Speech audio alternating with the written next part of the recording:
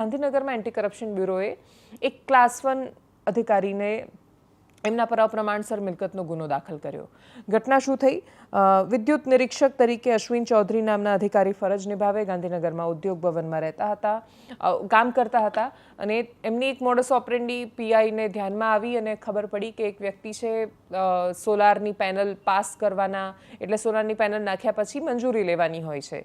એ મંજૂરી આપતા પહેલાં એમણે સ્થળ નિરીક્ષણ કરવાનું હોય છે, પણ એ કર્યા વગર સીધું જ સહી કરવાની, 5 લાખ રૂપિયા આપો, સહી કરો, લઈ જાઓ મંજૂરી, એ પ્રકારનો વેપલો ચલાવતા હતા. અનેક કચેરીમાં ચાલે છે એ પ્રકારનો જ એક ઘટના અહીંયા પણ થતી હતી. બાતમી મળી, ખબર પડી કે પોતાની ગાડીમાં, સ્વિફ્ટ ગાડીમાં પૈસા લઈને જાય છે.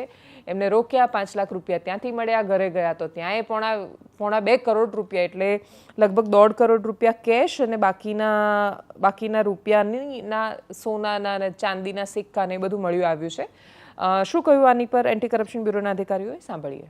તે ફાઇલો મેળવી અને તેની ઉપર કાર્યવાહી કરી અને તેમણે કોઈ સત્તાના દુરુપયોગની કાર્યવાહી કરેલ છે કે નહીં, સત્તાનો દુરુપયોગ કરેલ છે કે કેમ, તે અંગે પણ તપાસ આગળ કરવામાં આવશે અને સર્વગ્રાહી તપાસ કરવામાં આવશે. કેટલા સમયથી જોબ કરતા હતા અને કુલ કેટલા રૂપિયાની લોકો પાસેથી લાંચ માંગતા હતા? હકીકતમાં નિયમ શું હોય છે જ્યારે પણ કોઈ બી અરજી આવતી હોય છે તો નિયમ શું હોય છે, કઈ રીતની સ્થળ તપાસ કરવાની હોય છે, શું હોય છે? તેઓ આ જગ્યાએ આશરે 4 વર્ષથી કામ કરતા હતા અને જે નોર્મલ પ્રોટોકોલ છે તે છે, અરજી આવ્યા પછી તેમણે આ જે સોલાર પ્રોજેક્ટ છે તે નાખવા માટે કંપનીઓની અરજી આવ્યા પછી તે જગ્યાએ સ્થળ તપાસ માટે જવું જરૂરી છે, ફરજિયાત છે અને ત્યાર પછી તેઓના નકશાઓની ચકાસણી કરી યોગ્ય જણાય તેઓને એની મંજૂરી આપવાની રહે છે. પરંતુ આ જે અધિકારી છે તેમણે સ્થળ તપાસ કર્યા વિના, કોઈ પણ નકશાઓની વિગતવાર ચકાસણી કર્યા વિના આવી મંજૂરીઓ આપેલ હતી. એના માટે કોઈ એજન્ટ કે કોઈ માણસ રાખ્યો હતો કે કોઈ કંપની આવે પછી એમને મળે, એવું કોઈ નેટવર્ક સામે આવ્યું છે? આ બાબતે પણ વિગતવાર તપાસ અમે હાથ ધરવાના છીએ કે કોઈ નીચેના અધિકારી કર્મચારીઓની કે કોઈ અન્ય ખાનગી વ્યક્તિઓની એમાં સંડોવણી છે કે કેમ, તે બાબતે પણ તપાસ કરવામાં આવશે. અમારી પ્રાથમિક માહિતી મુજબ 100 થી વધારે ફાઇલો તેમણે છેલ્લા અઠવાડિયામાં ક્લિયર કરેલી છે, એટલે એ ફાઇલો અમારા સ્કોપ ઓફ વર્કમાં છે અત્યારે. કોઈ રૂપિયાની આમ ગણતરી મતલબ અંદાજ આવ્યો હોય કે એક ફાઇલ દીઠ આટલા રૂપિયા લીધા હોય એવું કઈ નહીં? એ વિગતવાર તપાસમાં આવરી લેવામાં આવશે. કંપનીઓ જે છે ત્યાંની છે, કેટલા પૈસા આપ્યા છે એ અત્યારે અંદાજ આવ્યો છે જેમણે એમને લાંચ આપી છે?